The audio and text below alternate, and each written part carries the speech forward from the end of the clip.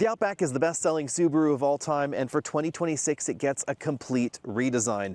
But this is a bigger deal than just that, because this is showing us the new direction for Subaru in all of their upcoming models when it comes to styling, tech on the inside, and even active safety tech, because this is going to be the first Subaru ever with hands-off the steering wheel driver assistance. But let's talk about the design. Obviously, it looks big and it looks boxy. We get a much boxier, more upright front end that makes it look wider, but interestingly, it is not actually wider than the outgoing model. Neither is it much longer. It's only about half an inch longer than the previous generation, but it looks longer and it looks bigger. The only dimension that's really changed is the height. We get about 1.5 inches extra roof height, which gives it more interior room, especially more headroom in the back. Adding to that sense of width is this big dusty light bar across the rear. We still have some cost-saving measures like incandescent turn signals, but also a nice touch like that hitch receiver, which is now covered and can easily be removed rather than having a hole cut in the bumper.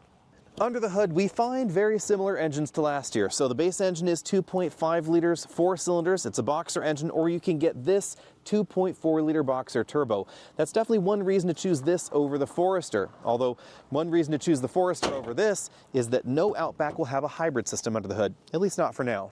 They've saved the biggest changes for the interior, where we find all new seat designs front and rear featuring more anti-fatigue technology, new foam inserts, etc., 4-way adjustable lumbar support there, and an extending thigh cushion in this top-end trim, and a completely different dashboard look. Just check that out. We don't find the big vertical screen that we found before in the Outback, or indeed every other Subaru model.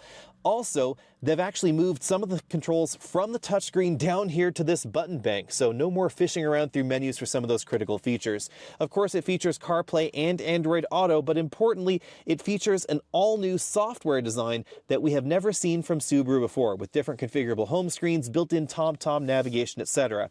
And that all works with the full LCD instrument cluster there. The steering wheel, that's pretty similar to the previous generation, but if you move to the back seats, you'll notice a big improvement: headroom. We get 1.5 inches more headroom back here than we had before, so definitely easier to get in there for taller people, and lots of legroom, so definitely pretty practical for child seats. Behind the power hatch, we find 2 cubic feet more cargo space than before. Some of that's due to the roof height increase, and some of it is due to the squarer profile. So either way, more cargo capacity, but not quite as much as something like a Honda Passport. And now for some bad news. This is more expensive than last year's Outback. How much more? Well, that depends on the trim you're looking at. If you're looking at a base model, it's about $5 grand more than last year's, but trim to trim, it's about a $2,000 price bump.